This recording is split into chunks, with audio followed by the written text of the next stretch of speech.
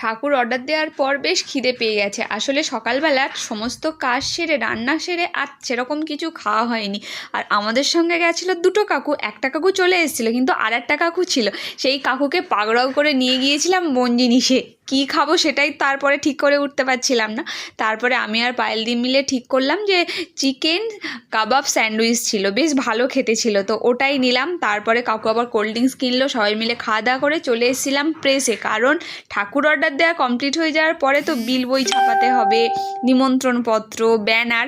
তো এখানে বসে আমরা ব্যানারটা ঠিক করছিলাম যে কেমন ডিজাইন করা যায়। আর আগের বছরের কথা মনে এসেছিলো, আগের বছর এত জ্বালিয়েছিলাম এই ভাইটাকে, ওকে দুপুরবেলা খেতে যেতেও পর্যন্ত দিইনি। আমরা সেই সকালে গিয়ে বসেছি আমি আর পায়েল দি, আর সন্ধ্যাবেলা ফিরেছি।